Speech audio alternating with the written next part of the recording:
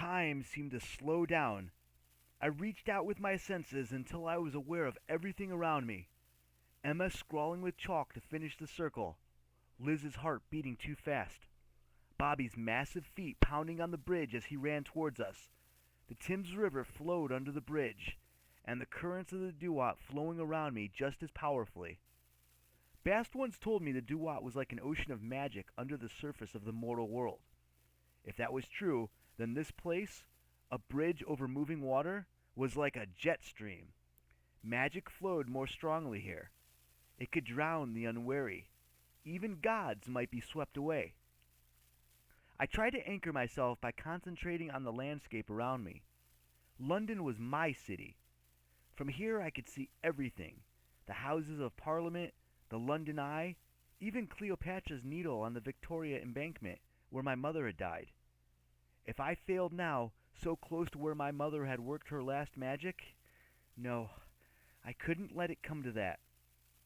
Bobby was only a meter away when Emma finished her circle. I touched my staff to the chalk, and golden light flared up.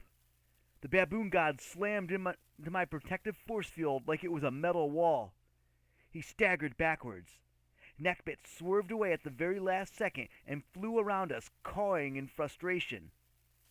Unfortunately, the light's circle began to flicker. My mom had taught me at a very young age, for every action there's an equal and opposite reaction. That applied to magic as well as science. The force of Bobby's assault left me seeing black spots. If he attacked again, I wasn't sure I could hold the circle. I wondered if I should step outside it, make myself the target. If I channeled enough energy into the circle first, it might maintain itself for a while even if I died. At least my friends would live. Zia Rashid would probably been thinking the same thing last Christmas when she stepped outside of her circle to protect Carter and me. She really had been annoyingly brave. "Whatever happens to me," I told my friends, "stay inside the circle." "Sadie," Emma said, "I don't know that tone of voice. Whatever you're planning, don't." "You can't leave us," Liz pleaded. Then she shouted at Bobby in a squeaky voice. "Go away, you horrible foamy ape! My friend here doesn't want to destroy you, but she will." Bobby snarled. He was rather foamy, thanks to the body shop attack, and he smelled wonderful. Several different colors of shampoo foam and bath beads were matted in his silver fur. Neckbit hadn't fared so well. She perched atop a nearby lamp post, looking as if she'd been assaulted by the entire contents of the West Cornwall Pastry Company.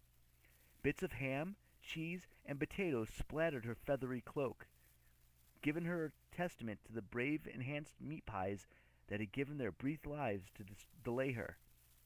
Her hair was decorated with plastic forks, napkins, and bits of pink newsprint. She looked quite keen to tear me to shreds. The only good news, Bobby's minions evidently hadn't made it out of the train station. I imagined a troop of pastry-splattered baboons shoved against police cars and handcuffed. It lifted my spirits somewhat. Neckbit snarled. "You surprised us at the station, Sadie Kane. I'll admit that was well done. And bringing us to this bridge? A good try. But we are not so weak. You don't have the strength to fight us any longer. If you cannot defeat us, you have no business raising Ra." "You lot should have been helping me," I said, "not trying to stop me." "Ugh!" Bobby barked. "Indeed," agreed the vulture goddess. "The strong survive without help. The weak must be killed and eaten. Which are you, child? Be honest." The truth? I was about to drop. The bridge seemed to be spinning beneath me. Sirens wailed on both banks of the river. More police had arrived at the barricades, but for now they made no effort to advance. Bobby had bared his fangs. He was so close I could smell his shampooed fur and his horrid breath. Then I looked at Gramps' glasses still stuck on his head, and all my anger came back. "Try me," I said. "I follow the path of Isis. Cross me, and I'll destroy you." I'd managed to light my staff. Bobby stepped back. Neckbit fluttered on her lamp post.